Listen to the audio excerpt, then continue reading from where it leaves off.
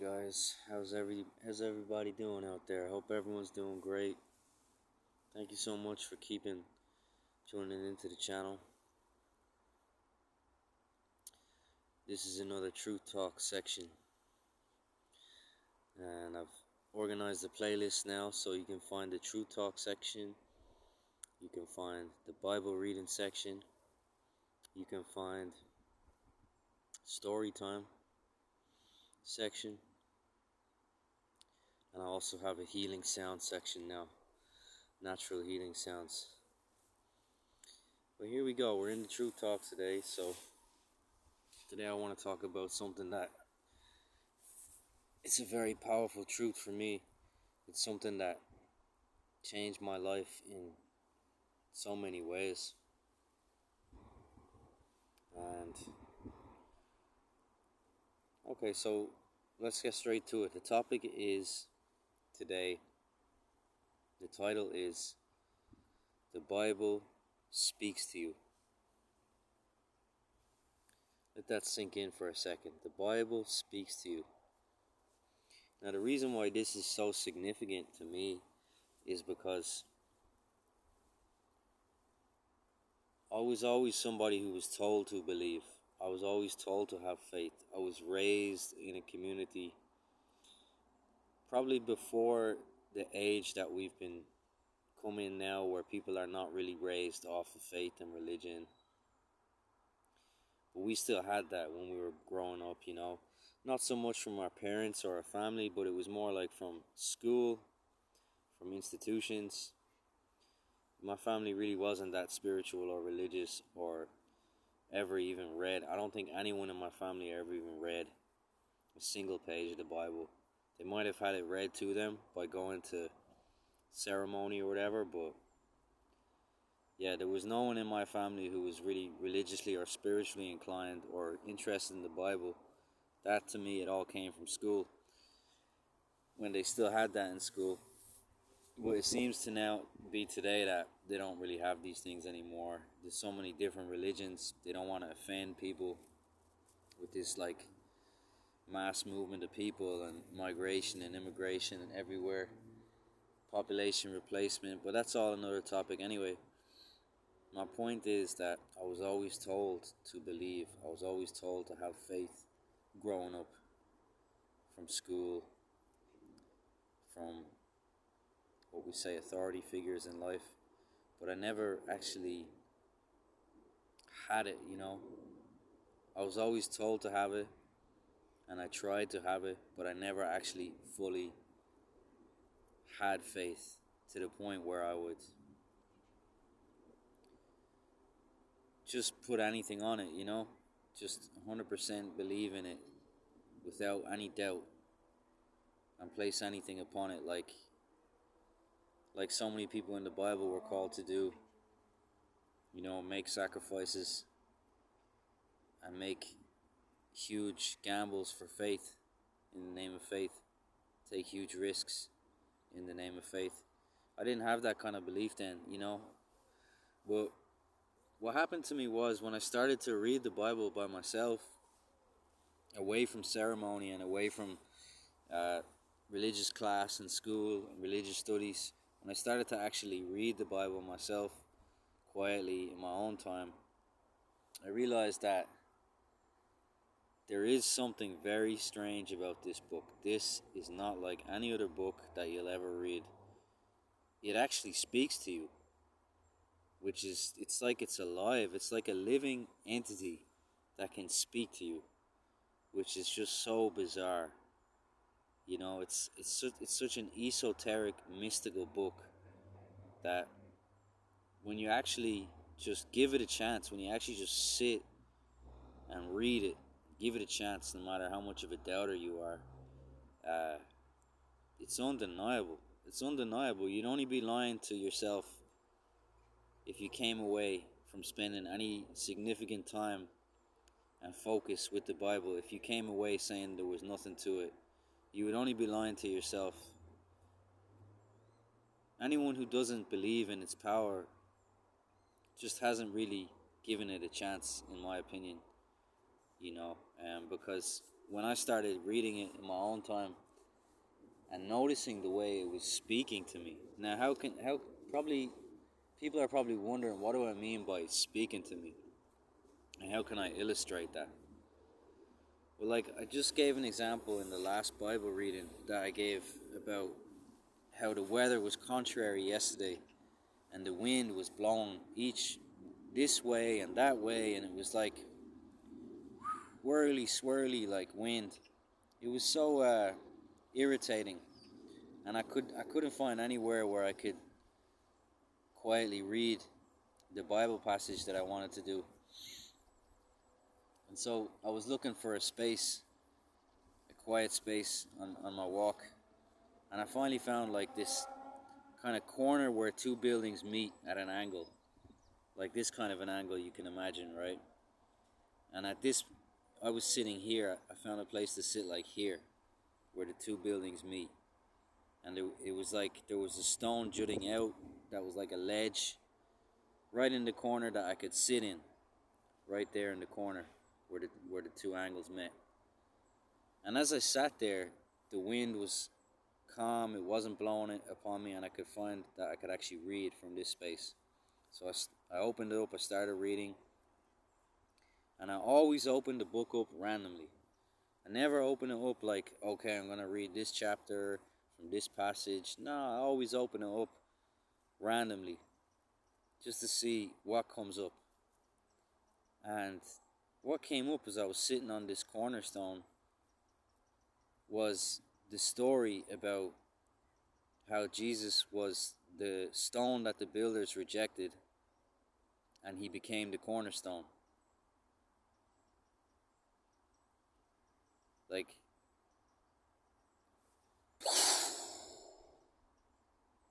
I'm sorry, but is there anyone out there who doesn't think that's a little strange? That's a little mystical?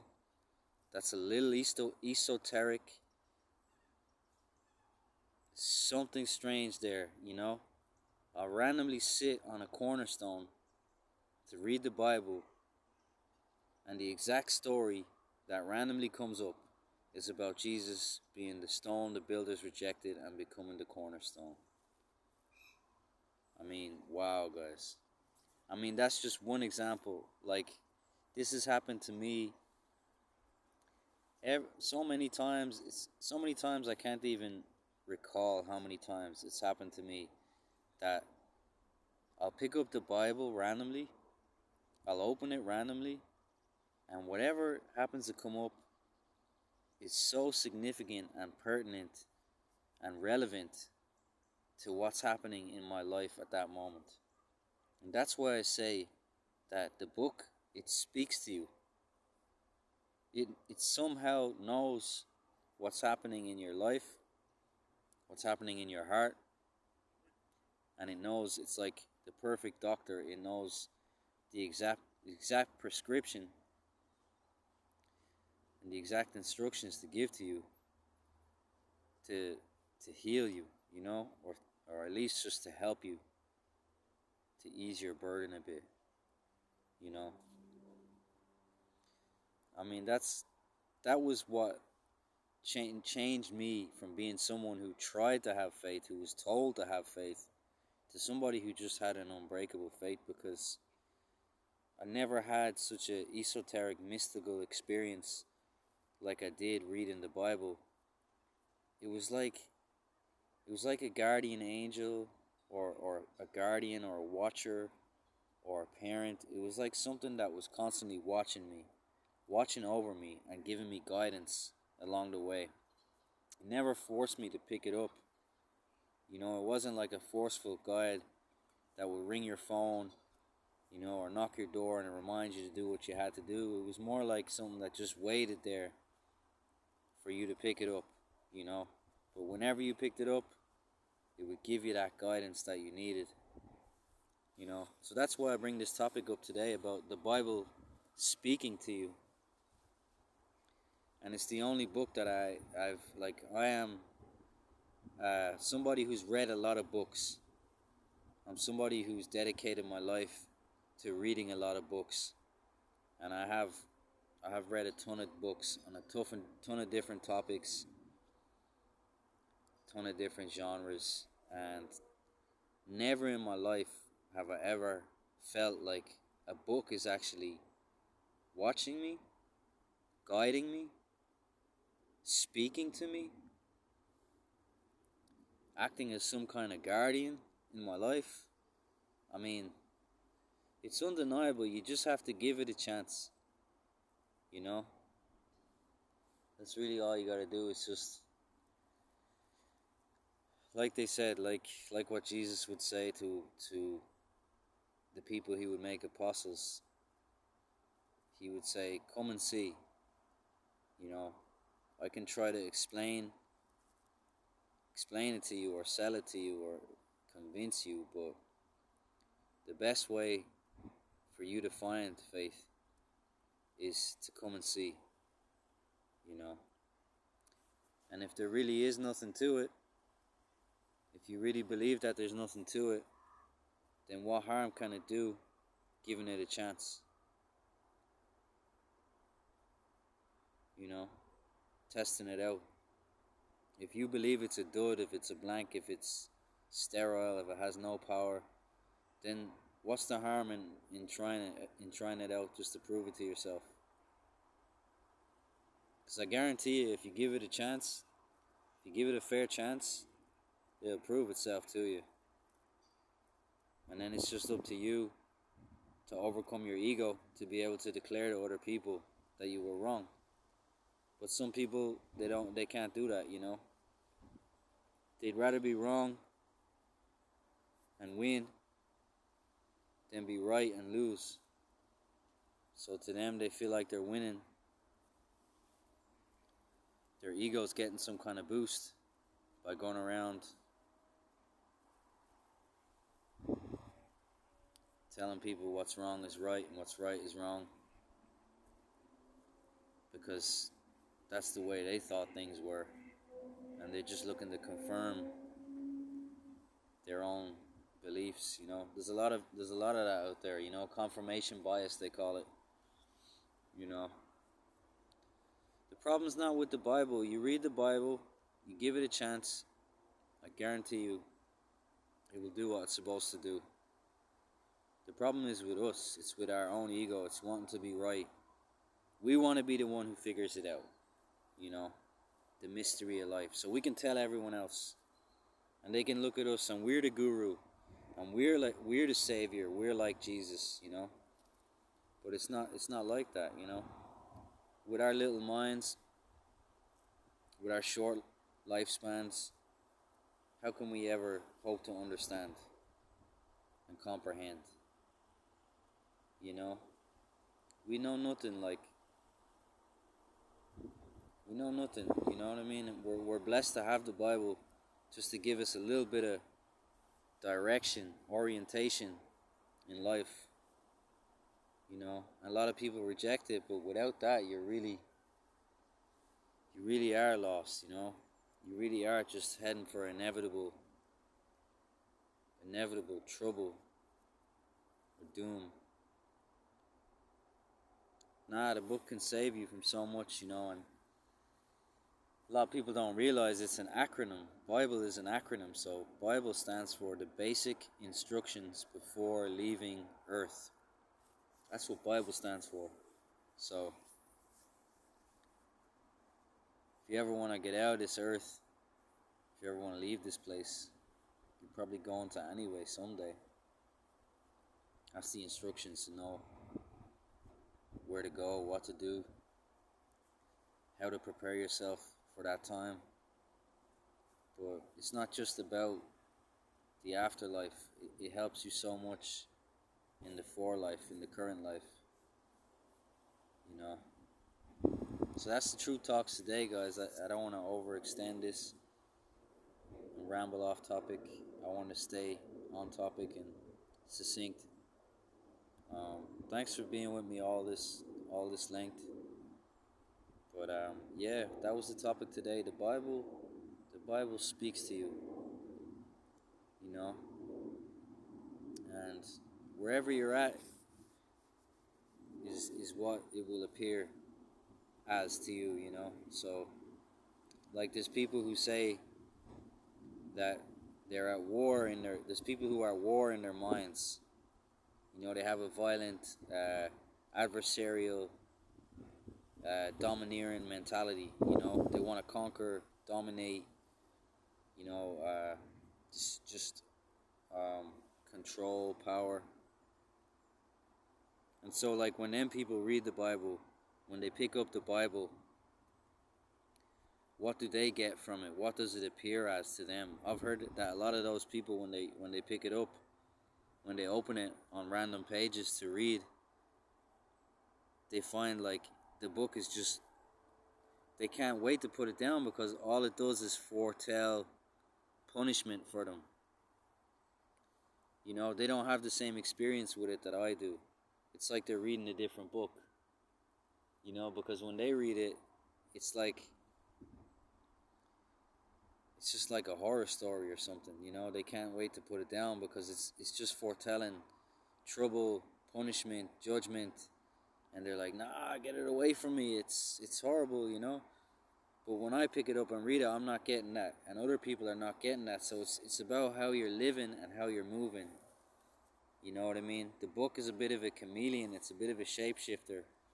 If you're moving in that adversarial, aggressive, conqueror kind of way, you pick that book up, the book is going to tell you, it's going to be like a mirror. It's going to show you, look, this is what you are, and this is what's going to happen to you.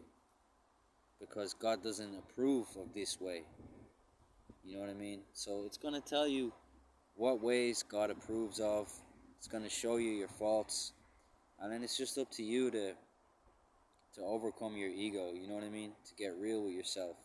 To stop bullshitting yourself and just to take the advice on board, you know? And like I said, someone else will pick that book up, you know, and it'll be promises of reward. It'll be promises of a beautiful world to come. It'll be promises of the banishment of death and suffering. And so those two people pick up the same book and they have completely different experiences and opinions of it because they're both moving differently in their life. One could be moving in a peaceful way, in a respectful way, in a humane way, and the other is moving in a more aggressive, domineering, conquering way. And so they pick up the same book and the book says two different things to them. You know, and one can't wait to close it and throw it away and never read it again. And the other wants to keep it with them and read it all the time and keep a daily ritual. But those two people can be the same person if one of them just changes, you know, changes their mentality, overcomes their ego, challenges themselves. You know, so the book, it does speak to you, but it speaks to everyone differently, you know, and it's going to speak to you based upon where you're at, you know. So if you're living righteously, it's going to be a book full of promises of blessings. And if you're living deviantly or wickedly, it's going to be a book full of punishment and promises of ruin and ruin to come, you know, and wreckage. It's just all about you. It's all about you, how you're moving. It's all about how you're moving and your own awareness of yourself. Some people don't know how they're moving. They're not aware of how they're moving. You know, you got to zoom out and look at yourself from the third person, like in a video game. When you see the guy walking around and you're like controlling him and stuff, you can see how he's moving. You can see what kind of person he is. But if you're in the first person, like the way we view the world through our eyes, we don't see how we're moving, you know. So we have to contemplate. We got to reflect. We got to sit down and think about how we did things, how we're doing things, how we come across to other people, how we affect people around us. All this, you know. We gotta have awareness of ourselves and how we're moving. It's not the book that's bad, you know. It's not the book. The book is the book. The book is gonna be like a mirror, and the book is the faith, and the faith is God, and it's all gonna be like a mirror. You know, there's nothing wrong with God, nothing wrong with the book. There's nothing wrong with faith. There's nothing wrong with the mirror.